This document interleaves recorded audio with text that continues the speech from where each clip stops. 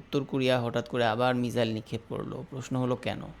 মানে আমেরিকার সাথে আবার কি হইছে? আর ট্রাম্প আসলে কি করতে চাচ্ছে, যার কারণে কিম জং উন মিসাইল নিক্ষেপের মাধ্যমে আমেরিকাকে মেসেজ দিচ্ছে? এই ভিডিওতে আপনি ব্যাপারগুলো একদম ক্লিয়ার হয়ে যাবেন। তো প্রথমে একটা বিষয় বুঝতে হবে, উত্তর কোরিয়া আর আমেরিকার সম্পর্ক সাধারণত ভালো না। দুই দেশের মধ্যে বহু বছর ধরে উত্তেজনা চলতেছে।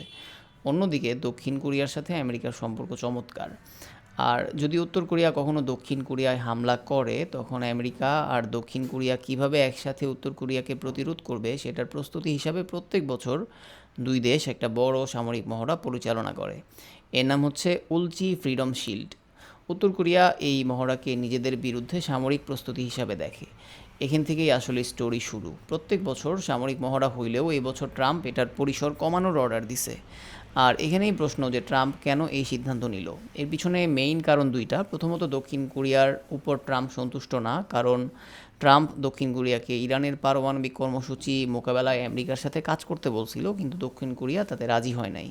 ব্যাপারটা ট্রাম্পের পছন্দ হয় নাই, কারণ আমেরিকা প্রত্যেক বছর দক্ষিণ কোরিয়ার নিরাপত্তার জন্য এত বড় সামরিক মহড়া অ্যারেঞ্জ করতেছে, কিন্তু যখন আমেরিকা ইরান ইস্যুতে সহযোগিতা চাচ্ছে তখন দক্ষিণ কোরিয়া মানা করে দিচ্ছে। দ্বিতীয় যে ব্যাপারটা, সেটা হলো ট্রাম্প কিম জং উনের সাথে আবার কথা বলতে চায়, কিন্তু উত্তর কোরিয়া বছরের পর বছর ধরে আমেরিকার এই সামরিক মহড়াগুলোকে নিজেদের জন্য থ্রেট হিসেবে দেখে। তো ট্রাম্প যদি উত্তর কোরিয়ার সাথে সম্পর্ক ভালো করতে চায়, আবার একই সাথে দক্ষিণ কোরিয়ার সাথে বিশাল সামরিক মহড়া চালায়া যায়, তাহলে উত্তর কোরিয়ার কাছে সেটা পজিটিভ কিছু না।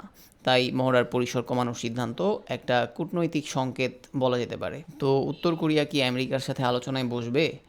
উত্তর কোরিয়ার কাছে পারমাণবিক অস্ত্র আছে, ব্যালিস্টিক মিসাইল আছে, আর ইউক্রেন যুদ্ধের মাধ্যমে উত্তর কোরিয়ার সামরিক বাহিনীও নতুন ধরনের যুদ্ধের অভিজ্ঞতা অর্জন করতেছে, কারণ ওরা রাশিয়ার পক্ষে যুদ্ধ করে। তার মানে ট্রাম্প যদি কিমের সাথে আবার সম্পর্ক তৈরি করতে পারে, তাহলে সেটা শুধু উত্তর কোরিয়ার সাথে সম্পর্কের বিষয় না, এর সাথে পূর্ব এশিয়ার আমেরিকার নিরাপত্তা কৌশলও কিন্তু জড়িত। কিন্তু ট্রাম্প তো এর আগেও কিম জং উনের সাথে কথা বলছে। একসময় দুইজনই একে অপরকে হুমকি দিত। ট্রাম্প কিমকে বলছিল যে লিটল রকেট ম্যান, কিমও ট্রাম্পকে হুমকি দিছিল।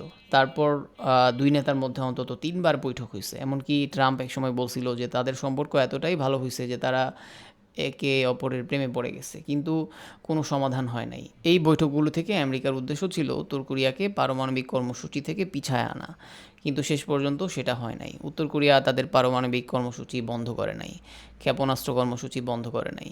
মানে ট্রাম্প উত্তর কোরিয়ার সাথে সম্পর্ক যেভাবে ব্যাখ্যা করছে, বাস্তবে তার কিছুই হয় নাই। বৈঠক শেষে প্রত্যেকবারই কিম জং উন নিজের ইচ্ছামতো আচরণ করছে। এখন ট্রাম্প আবার উত্তর কোরিয়ার সাথে আলোচনায় বসতে চায়, কিন্তু তাহলে মিসাইল নিক্ষেপ কেন? উত্তর কোরিয়া আবারও মিসাইল নিক্ষেপ করলো কেন?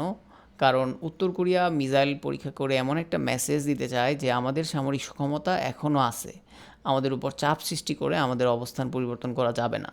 বলতে পারেন যে উত্তর কোরিয়া এই মিসাইলগুলো ট্রাম্পের আলোচনার উদ্যোগের প্রতিবাদ হিসাবেই ছুটছে।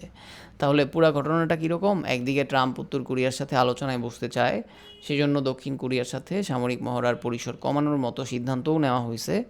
অন্যদিকে উত্তর কোরিয়া নিয়মিত মিসাইল পরীক্ষা করে দেখাচ্ছে যে তারা তাদের সামরিক অবস্থান থেকে সরে আসবে না, পারমাণবিক কর্মসূচি থেকে সরে আসবে না। যার কারণে বহু বছর ধরে আমেরিকা কিমের সাথে সম্পর্ক উন্নয়নের চেষ্টা করলেও শেষ পর্যন্ত আলোচনা পর্যন্তই সীমাবদ্ধ থাকতেছে।